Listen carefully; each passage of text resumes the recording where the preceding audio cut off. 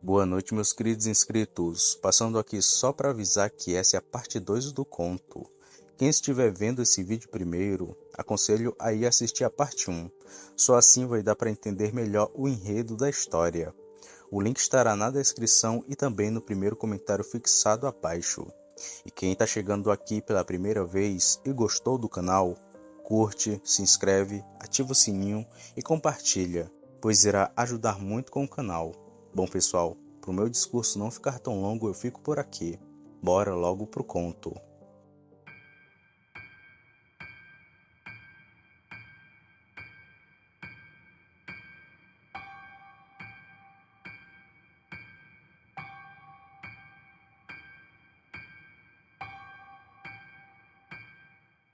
Depois da meia-noite, quando tudo estava mais tranquilo, descobrimos que o lobisomem não poderia ser o Cícero, o segurança da portaria, já que ele apareceu no pátio da empresa meia hora depois de ouvir os estampidos de tiro. Nisso só faltava saber para onde o Benedito tinha ido, e também do paradeiro do estranho homem que Cícero sempre via passar. Porém, não ficamos paranoicos com toda a situação, pois eu atirei naquilo, e tinha plena certeza que ele não sobreviveria. Ao menos era isso que eu achava. Às 12 foi a vez de novamente o Marcos fazer sua ronda, que assim como eu rodou por todo o perímetro da empresa. E quando ele passou pelo portão de entrada, ficou conversando com Cícero, e logo depois veio rapidamente na minha guarita e me disse assim: Ô Francisco, desce aqui, tem uma coisa muito importante para te contar e mostrar. Assim que disse isso, ele foi em direção ao portão de entrada, e eu segui indo para lá também. E assim que cheguei, notei logo o estranho andarilho indo ao longe com seu saco preto na mão. Ele não me aparentava estar ferido ou que estivesse precisando de ajuda. Por isso, logo descartamos a hipótese dele ser o lobisomem. Ao ver aquela cena, o Cícero foi e me disse assim: E no fim das contas, o pobre sujeito não era lobisomem nenhum. Tu viu foi coisa, Francisco. Não deve ter sido um lobisomem. Eu então me virei para o Cícero e disse: Essa noite eu vim trabalhar achando que lobisomem não existia, mas quando vi aquilo saindo do mato, mudei totalmente de opinião. Espero que tu nunca passe pelo que eu passei, Cícero. Após dizer isso, saí para voltar à minha guarita, e ainda pensando onde estava Benedito, já que só faltava ele aparecer. Mas foi com o decorrer das horas que tudo começou a se encaixar. Às 1 da manhã foi a vez de Paulo fazer a sua ronda.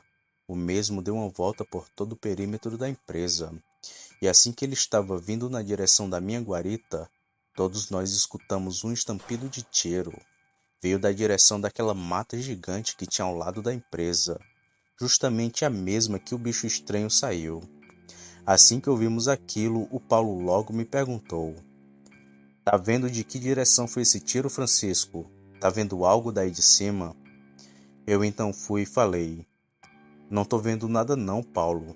Talvez tenha sido alguém atirando por aí no bicho que vimos, mas não tenho certeza de nada, pois se for mesmo, aquele infeliz deve ser imortal. Aguentar 5 tiros e ainda estar de pé é coisa para poucos. Quando fecho a minha boca, novamente escutamos mais 2 tiros. Dessa vez, junto dos tiros veio aquele urro assustador, o mesmo que escutamos quando acertei o lobisomem. E o que disse era certo. Aquele maldito ainda estava de pé por aí. Nós então ficamos atentos e olhando para aquele matagal, que ficou ainda mais assustador, pois ficamos pressentindo que a qualquer momento algo sairia dali. Mas o maldito permaneceu onde estava, já que não ouvimos mais nada, muito menos outros tiros. Com isso, tudo foi se acalmando e as horas foram se passando. Achava que aquela noite misteriosa terminaria ali, mas eu estava errado. Às 2 da manhã fiz a ronda que seria de Benedito, e também fiz a das 3, a minha, e tudo corria bem, até que depois das 3h30 ouvimos o Cícero gritando lá da portaria: Socorro! Me ajudem aqui, pelo amor de Deus! Na mesma hora viramos a atenção para a portaria, e não entendíamos nada do que estava acontecendo. Foi quando de repente Cícero caiu de cima de sua guarita, e junto ao seu corpo estava aquele ser enorme de grande. O pobre segurança parecia uma criança ao seu lado. Ele mordia, dilacerava e arrancava partes do corpo de Cícero. Como tudo foi muito rápido, mal tivemos tempo de reagir, já que aquele maldito logo veio correndo atrás da gente. Eu só tive tempo de fechar minha guarita e tentar me abrigar no canto da parede. Mas o bicho estava com ódio no coração, já que começou a querer arrancar a janela e a porta a qualquer custo.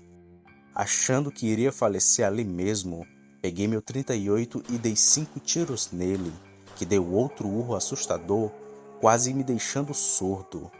Mas o bicho continuava desesperadamente a tentar arrancar a janela, e quando ele já estava conseguindo, que ouvi cerca de 8 disparos, e eram os outros 2 seguranças, o Marcos e o Paulo. Só assim aquele maldito parou e começou a bolar pelo chão berrando de dor. Mas ainda assim não tinha sido executado, já que depois que tomou aquela rajada de tiros, ainda teve forças para se levantar do chão e com um salto subir no muro da empresa. Eu, que ainda estava dentro da guarita, vi quando aquele maldito subiu e ficou me encarando com seu olhar da morte. Ele ficou ali por alguns segundos, mas logo pulou e correu rumo daquele mato e sumiu sem deixar vestígios. Rapidamente dei cobertura para o Marcos e o Paulo, que foram averiguar o estado de saúde do Cícero, e era crítico, corria até risco de vida, já que aquele bicho lhe arrancou um olho e comeu parte do seu peito. Então peguei o carro do Marcos e fui o mais rápido para um hospital. Chegando lá, levaram Cícero para a sala de operação. Apreensivo e muito assustado, esperei a cirurgia dele terminar. Foi quando, depois de meia hora, uma enfermeira me deu notícia muito boa. Tudo corria bem com o meu amigo, mas ela também me falou algo que me deixou bastante intrigado. Ela disse: "O seu amigo vai sobreviver, apesar dele ter nascido de novo. Venha cá, o outro segurança trabalha com vocês. Notei que a farda dele era igual à do seu amigo." Rapidamente ela tomou minha atenção e eu respondi: "Segurança? Mas que segurança?" Ela, pasma com minha pergunta, foi contando assim: "Mais cedo, por volta das 11h30 da noite, entrou um segurança aqui. Ele tinha sido ferido com 5 tiros. Isso nem foi o mais incomum, já que ele chegou aqui andando.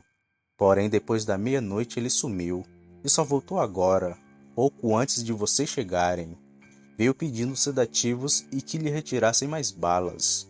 Aquele homem só pode ser de ferro. Levar mais de 10 tiros assim e ainda ficar de pé é um milagre."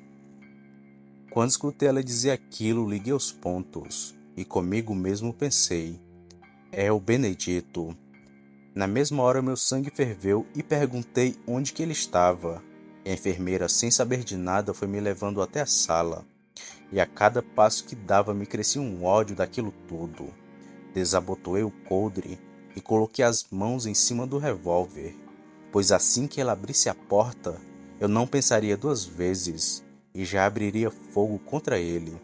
Mas quando cheguei na sala e a enfermeira abriu a porta, no lugar não havia ninguém, só a janela que estava aberta.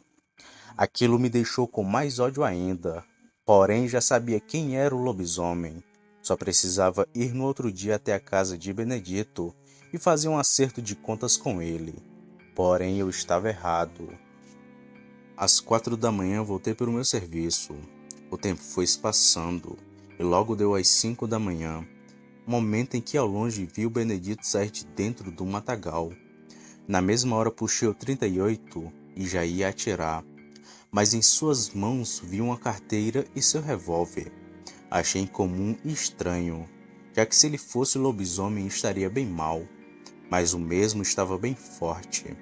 E assim que Benedito entrou na empresa, logo jogou as cartas na mesa e nos disse assim: "Esta noite eu nasci de novo e aprendi que não devemos confiar em todo mundo. Quem diria que aquele homem tinha pacto com um tinhoso?